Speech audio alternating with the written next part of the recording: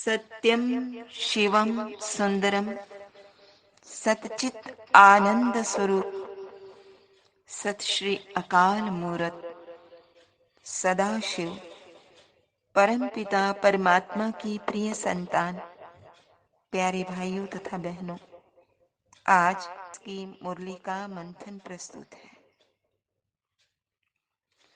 हमारे विचारों से हमारी डेस्टिनी बनती है। भाग्य बनने की प्रक्रिया बहुत सूक्ष्म है। जैसे बीज का वृक्ष से लेकर फल के रूप में परिवर्तित हो जाना।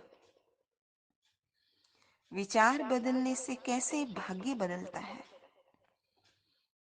बाबा वो हमें सूक्ष्म प्रक्रिया समझाते ही नहीं, उस पे चलने का बल भी देते हैं और उसका विधि विधान भी बताते हैं। क्योंकि विचारों के परिवर्तन से हमारे शब्दों में परिवर्तन आ जाता है और शब्दों में परिवर्तन आने से कर्मों में परिवर्तन आने से वो आदत बन जाती है और आदतों को बदलने से वो हमारा चरित्र बन जाता है। चरित्र में परिवर्तन आने से वो भाग्य बन जाता है। तो अब परम पिता परमात्मा ज्ञान और योग के माध्यम से भाग्य विधाता वो भाग्य लिखने की कलम हमारे हाथ में थमा देते हैं। अब ये भाग्योदय का जो एक मुख्य केंद्र बिंदु है, जो पॉइंट है, वो है खुद को जानना। जो चेतन सत्ता है, जो इस शरीर द्वारा व्यक्त होती है, कार्य व्यवहार में आती है, उसका निरंतर बोध जागृत रहे। आत्मा तो अव्यक्त है, लेकिन शरीर द्वारा और कर्म द्वारा व्यक्त होती है। नाम शरीर का ही पड़ता है। आत्मा का तो संबोधन उसकी विशेषताओं के आधार से होता है। जैसे सज्जन आत्मा, दुर्जन आत्मा, महात्मा, धर्मात्मा, पाप आत्मा, पुण्य आत्मा आदि। अब बाबा कहते हैं, अपने को आत्मा समझो, अन्य को भी आत्मा ही देखो। इस आत्मा की बुद्धि में कोई देह याद न आए, जबकि हम सब कार्य व्यवहार में आते हुए आत्मा का जो वाहन है उसकी विस्मृति हो जाती है और देह के भान में ही आ जाते हैं। तो अब हमें ये पुरुषार्थ करना है,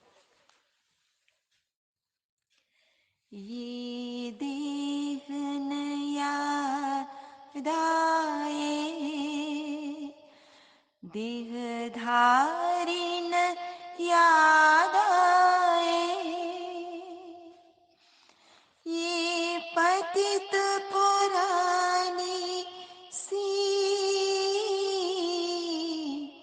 दुनिया भी न याद आए, याद आए तो बस अपना वो वतन ही याद आए।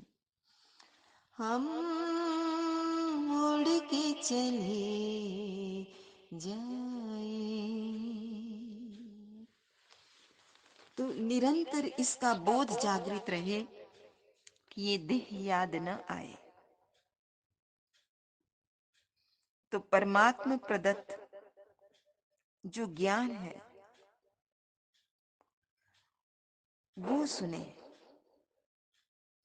इस ज्ञान को सुनते हुए कई जीवात्माएं जो हैं, उनकी भिन्न भिन्न प्रक्रियाएं होती हैं, उनकी प्रतिक्रियाएं भी भिन्न होती हैं। कोई कहेगा ये ज्ञान है तो सत्य, इसमें डाउट नहीं है। कोई कहेगा बहुत गहन ज्ञान है, जीवन से भिन्न है, हम तो कामकाज करने वाले हैं, इसको समझने के लिए हमें समय चाहिए। तो कोई कहेगा अच्छा, हम इस पर विचार करेंगे। लेकिन कोई विरला होता है जो इस पथ का अनुगामी बनता है।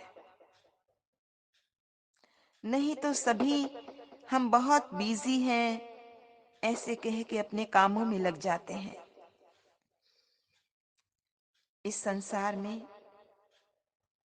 जो भी बहुत वेद शास्त्र पढ़ते हैं, उन्हें शास्त्री जी अथवा विद्वान कहा जाता है। परंतु एक परम पिता परमात्मा है जिन्हें ज्ञान का सागर कहा जाता है, ज्ञान की ऑथोरिटी कहा जाता है। वही परम पिता परमात्मा, वो ज्ञान सागर, वो रत्नागर इस समय ज्ञान दे रहे हैं, ज्ञान से हमारा श्रृंगार कर रहे हैं। बाबा राजयोग पथ के अनुगामी के लिए सावधानी देते हैं कि विपरीत परिस्थितियों में भी स्वस्थिति, आत्मिक स्थिति कैसे बनी रहे, उसके लिए सदैव स्मृति रहे कि जो सेकंड, जो पल, घड़ी बीत गई वो बीत गई, वो पास्ट हो गया। जो पास्ट हो गया मानो ड्रामा, ड्रामा का सीन ओवर हो गया। दूसरा, निंदा स्तुति, मान अपमान सब सामने आना है, आएगा ही, क्योंकि हर व्यक्ति की जो चेतना की लेवल है वो भिन्न है। वो आपको उस दृष्टिकोण से देख रहा है। इसलिए वो कोई निंदा करेगा, कोई स्तुति करेगा, कोई आपका सम्मान भी करेगा, लेकिन उसमें भी अपनी अवस्था को एक रस बनाना है। उसके लिए पास्ट का चिंतन नहीं करना, लेकिन स्वमान में रहने का पुरुषार्थ पूरा करना है। बाबा समझाते हैं जो घड़ी घड़ी हम भूल करते हैं ये अच्छा नहीं, क्योंकि भूलों की पुनरावृत्ति कर्म के खाते को खराब करती है और रियलाइजेशन होने पर वो दिल को खाती रहती है। हम सब ने परमात्मा से सदैव प्रार्थना की है, दुख में पुकारा है कि जब आप आएंगे हम आपसे ही सुनेंगे, जो आप कहेंगे वही करेंगे, आपकी खिदमत करेंगे। पर होता क्या है, देह और देह के संबंधी याद आते रहते हैं, जबकि याद तो उस एक परम पिता परमात्मा को करना है जो सारी दुनिया का कायाकल्प कर देता है। इसलिए ए आत्माओ सुन लो शिव का ये शुभ संदेश।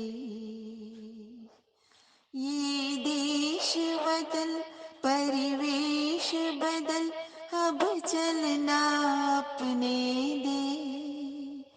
ए आत्माओ सुन लो शिव का ये शुभ संदेश। आज के वरदान में बाबा ने कहा है कि अपने अव्यक्त शांत स्वरूप द्वारा कैसे हम वातावरण को अव्यक्त बना सकते हैं। शक्तिशाली ऊर्जा का कुंड बना सकते हैं। जैसे अपनी सेवाओं के प्रोग्राम बनाते हो,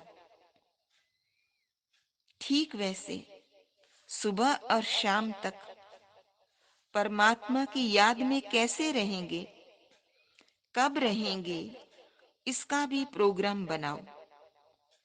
इसके साथ बीच बीच में 2-3 मिनट के लिए, चाहे कितने भी बिजी हो, लेकिन 2-3 मिनट तो निकाल ही सकते हैं। तो 2-3 मिनट निकाल कर संकल्पों के प्रवाह को, संकल्पों के ट्रैफिक को स्टॉप कर लो। बाबा की गाइडेंस देखो कितनी सूक्ष्म है। मान लो कोई बहुत ज्यादा व्यक्त भाव में आता है, अर्थात ज्यादा वाचाल हो जाता है, बहिर्मुखी बनता है, तो उसको बिना कहे अपना जो अव्यक्त और शांत रूप है उसे धारण करो, तो वो भी इशारे से समझ जाए कि इससे क्या होगा। वातावरण अव्यक्त रहेगा, एक अनोखापन दिखाई देगा, और न केवल आप शांत हो जाएंगे, सामने वाला व्यक्ति भी आपका इशारा पाकर शांत हो जाएगा, और आप साक्षात्कार कराने वाले साक्षात्कार मूर्त बन जाएंगे। आज का स्लोगन, संपूर्ण सत्यता ही संपूर्ण पवित्रता का आधार है। ये सत्यता की सभ्यता ही ईश्वरीय ज्ञान की विशेषता है, ब्राह्मण जीवन का आधार है, और भारत की सच्ची सच्ची कल्चर है। अच्छा, मीठे मीठे सिकिल दे बच्चों प्रति मात पिता बाप दादा का याद प्यार और गुड मॉर्निंग। रूहानी बाप की रूहानी बच्चों को नमस्ते। हम रूहानी बच्चों की रूहानी मात पिता बाप दादा को याद प्यार, गुड मॉर्निंग और नमस्ते। सदा रहो हंसते, कहीं नहीं फंसते, बन जाओ फरिश्ते, बांध लो अपने, बसते चलो प्रभु के रस्ते। वाहिगुरु वाहिगुरु जी जी का का खालसा खालसा, वाहिगुरु वाहिगुरु जी जी की की फतेह। फतेह। बोल साचे दरबार की जय। लोका लोका समस्ता समस्ता सुखिनो सुखिनो भवन्तु। भवन्तु। लोका लोका समस्ता समस्ता सुखिनो सुखिनो भवन्तु। भवन्तु। लोका लोका समस्ता समस्ता सुखिनो सुखिनो भवन्तु। भवन्तु। ओम